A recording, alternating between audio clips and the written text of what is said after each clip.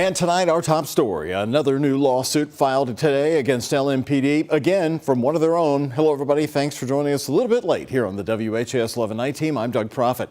This Metro Police officer is suing the department after he was shot in the line of duty, claiming it happened because LMPD officers shot and killed Breonna Taylor in 2020. WHAS 11 Night Team's Alex Dieterer and photojournalist Levi Hammer are right here. And Alex, you interviewed him today. You know, people will not forget the night he was shot. It was one of the most intense in the Breonna Taylor case. It was decision day by Kentucky Attorney General Daniel Cameron. Right, Doug. Robinson Desroches is a 5-year LMPD veteran, and he told me today that he wanted to file this lawsuit to take a stand on behalf of his officers. And like you said, it started more than 4 years ago when Desroches was shot at the Breonna Taylor protests right on Brook and Broadway. And a warning, some of this video may be hard to watch. All I can remember is just hearing, aerial bangs go off. That's when I felt something hit my abdomen and fell back that night. The night of September 23, 2020, the day Daniel Cameron announced his decision not to charge any officers with Breonna Taylor's killing. Broadway and Brook.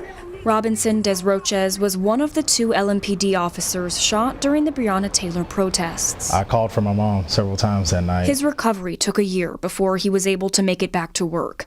Now, 4 years later, Desroches is suing LMPD for racial and disability discrimination. He told them the truth was he was shot because LMPD killed Breonna Taylor and failed to promptly release accurate information to the community about that. Attorney Sarah Collins filed the lawsuit. He was shot in the line of duty, and the very department for which he shed his blood has re-traumatized and harassed him over and over and over based on race and disability. The lawsuit claims that after Desroches returned to work, he was pressured as a black officer to stay silent. I believe there's division everywhere, but with us officers during that time, 2020, it just showed a lot of people's true colors. The lawsuit alleges Desroches was offered a high-profile role, claiming they wanted to use his, quote, experience of a black officer shot in the line of duty during the 2020 riots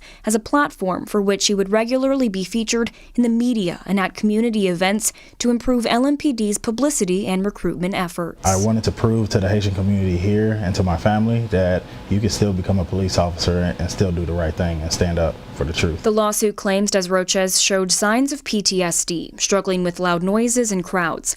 Other officers noticed this and reached out for peer support services. The lawsuit claims the peer support commander said in reply that she believed that he was playing the system. The lawsuit goes on to say Desroches was offered no peer support or intervention measures. Officers who are going through trauma are penalized for speaking up and penalized for actions that are clearly consistent with trauma. In response to the lawsuit, LMPD said, quote, the department takes seriously any accusations of harassment and or discrimination. When employees injured in the line of duty are ready to return to work, LMPD strives to provide reasonable accommodations to place the employee in alternative roles in the department until they're cleared by a doctor to return to full duty. I'm standing up on behalf of all my officers. I want officers to know that it's okay to speak, it's okay to get help. The lawsuit says Desroches went on workers' compensation leave for physical and mental health reasons earlier this year. And during this time, he underwent mental health treatment and was recently evaluated by a psychiatrist who said he will not be able to return to work soon. The lawsuit says that in August of this year, Desroches was told that his police powers had been suspended. In studio, Alex Dieterer, the WHAS 11 Night Team, on your side.